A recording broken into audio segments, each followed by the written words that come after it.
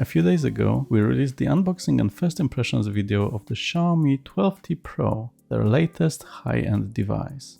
It's powered by the powerful Snapdragon 8 Plus Gen 1 processor with 120W charging and a really impressive 200 megapixel main camera. Check that video for more, but today we wanted to take you through the setup process of this device and talk more about the software experience here, so sit back and enjoy. If you're following along at home, you'll need a SIM ejector tool, which came in the box, as well as your Google and Wi-Fi passwords, so make sure to have them handy. I'll be moving my spare SIM card from the Poco F4 GT, another high-end gaming phone from Xiaomi's sister brand Poco. The SIM tray is at the bottom of the phone, and there are actually two slots. We'll discuss this further in a moment. Unfortunately, there's no microSD card slot, but 256GB of storage should be enough for most users. Let's put the SIM card in with the pins facing upwards, and we can insert it into the phone with the SIM card facing the screen. We can finally switch the device on, and we're greeted by the Xiaomi logo and then the MIUI 13 logo, which is Xiaomi's latest version of their operating system. The lovely AMOLED screen shows a white background, but we'll be switching it to dark mode once the setup is complete. To start with, we'll choose the language and location. For me it's English and the UK, since I'm based in Scotland. Next, the keyboard, which luckily is Gboard by default, plus you can enable voice typing for accessibility if needed. Then there's plenty of terms and conditions, so if you're up for it, you can spend a few hours reading through them. I'll just trust Xiaomi here. The next screen is really interesting, and I haven't seen it in previous Xiaomi devices. It detects the SIM card and lets you choose the default SIM card for calls and data, which can be really useful. You can even activate an eSIM card here. We'll soon release a full video talking about dual SIMs, so make sure to come back to see it soon. For now, we'll just leave it as is. Next, we can log into Wi-Fi, as the phone is likely to download some data during the setup, and definitely afterwards when it updates all the apps, so make sure to log in now. The getting your phone ready step was really quick this time, around 10 seconds, not bad at all. At this point you can decide if you'd like to copy apps and data from another device, but I prefer not to do it and start with a clean slate, to avoid constantly moving the same data and apps from one phone to the next. Plus, all my photos are stored on Google Photos, so there's no need to copy them. Next, you can log into your Google account. While you can in theory skip it, I'd definitely do it, since it allows you to use all the Google services like Google Maps, Gmail, etc. And if you don't have one for some reason, you can create one here. If you have it enabled, you'll get a two-step verification notification on your old device, so make sure to have it handy. The next step will only appear if your account isn't linked with Google yet, and I think my secondary SIM card hasn't been yet, so I did just that. Obviously no need to do it, you can change it in the future, but I just went with it. I then had to accept the terms of service to do it. A moment later, I got a confirmation on my new Pixel watch that the account has been updated with the additional phone number, which is good to see. Back to the setup, you can decide which Google services you want to use, including backup to Google Drive, use of location services, Wi-Fi scanning, and sharing of diagnostic data. I went with all of those. Next is something that I believe is unique to Europe. You can select one of the search engines. There's a surprising amount of them available, from larger to small and specific ones. But I just went with Google, as that's what I'm used to. We can finally set up the security features of the phone. I'll go with a fingerprint scanner as the main method. It will add face unlock later on.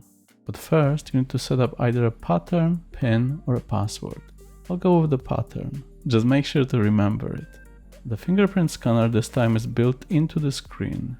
It's usually not my favorite option. I prefer the side-mounted ones on other Xiaomi phones, like the Poco F4 GT, as they're more reliable and convenient.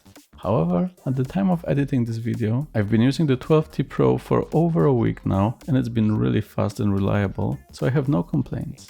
To jump ahead a bit, once the initial setup is complete, if you open the settings menu and go to passwords and security, you can make further changes. Clicking on fingerprint scanner, you can add a second fingerprint. I added my left thumb to make sure it's recognized easily. You can also enable face unlock to unlock your phone by just looking at it. As per the prompt, it's not as safe since it uses a flat image of you with no 3D scanning, so someone could use a photo of yours to unlock it. But I just went with it, and I found it very convenient over my first week of using the device. You can also add the least secure option, which is unlocking with Bluetooth devices, but I'd rather avoid that option. Back to the main setup, for some reason there's another mention of the search provider, which we already set to Google, so we can skip to the next step. At this point, you can stop the setup and start using the phone and return to the setup later, or you can just continue with the setup, which now will only take a few more minutes. So let's do it all at once. You can now enable the voice assistant to conveniently ask Google any questions with your voice. If you've ever enabled it in the past, you might not have to repeat the trigger phrase. You can also enable Google Assistant on the lock screen if you want. We're now getting close to finishing with a few options. You can add an extra email account if, for example, you have a work email or similar. You can change the font size or customize your phone with a wallpaper. I usually pick one of the photos with the coast, but this time I decided to go with the red and gold Snapdragon wallpaper to feel the speed of the Snapdragon 8 Plus Gen 1 processor in this device. It looks quite good. The only downside is that the Snapdragon logo is always there, but I don't mind it too much. The final menu is to review additional apps which will get downloaded in the background, and while on my past devices it was usually just Google Wallet, this time we also get the Files app and Google Home. I actually use both of those. The Files app is better than Xiaomi's version, and I use Google Home for my Nest doorbell and the cameras, so it's very useful. However, you can't decide to uninstall anything here, but you can do it later. There's a couple more screens, but I promise we're almost there. You can now select MIUI settings, including location permissions, what data you'll be sharing with Xiaomi, enabling automatic updates, as well as personalized ads. I personally haven't experienced ads much on this device, plus disabling personalization won't decrease the frequency, so I kept it on. There's also the wallpaper carousel, which will show you random images on the lock screen, and they're usually quite nice, so I enabled it. The very last option is to either go with traditional launcher with no up drawer or one with the up drawer, which is my preference, so I went with the second option. And that's the initial setup done. The entire process took just 8.5 minutes in real time from switching the device on. And that included some extra time for filming, so it should take you even less time. Not bad at all. Before I do anything else, I always like to change the system navigation from traditional buttons to gestures. I got used to it with Google Pixel 5 and I haven't looked back. I'd highly recommend trying it out if you haven't already. Now that everything is working, let's check the software version by going to Settings and About Phone. The device came with the September security update, and as of the 5th of November, we're still there, so 1 month behind Google Pixel devices, which isn't too bad. We're on Android 12, but the device is supposed to get updated to Android 13 at some point. We'll be using MIUI 13, which is the latest version of Xiaomi's operating system. This includes the latest version of the shade menu, which has all the icons easily accessible, plus 2 sliders for screen brightness and volume. You can even switch to dark mode from here, rather than going through the entire menu system to find it. That's definitely great to see.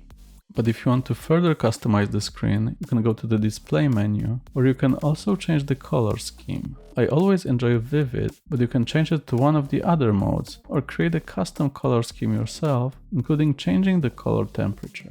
More importantly, you can also change the screen refresh rate, from default, which will automatically adjust based on what's happening on the screen, to custom, either 60 or 120 Hz. I personally went with 120 Hz for best performance, especially since I don't use the phone constantly, but if you want to save battery, auto or 60 Hz should be fine as well. Speaking of battery life, I found the 5000 mAh battery to be working great so far. There's plenty of juice to last you a day or more without problems.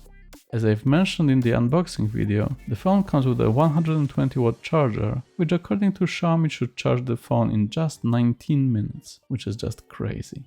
I think that to achieve that, you should enable the boost charging speed option in the battery menu. It should speed the charging up a bit, but even without it, the charging is amazingly fast, and it's one of the best features of this device.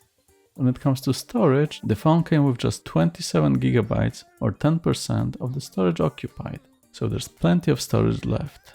But that's also where one of the downsides of most Xiaomi devices comes in. There's a lot of apps pre-installed.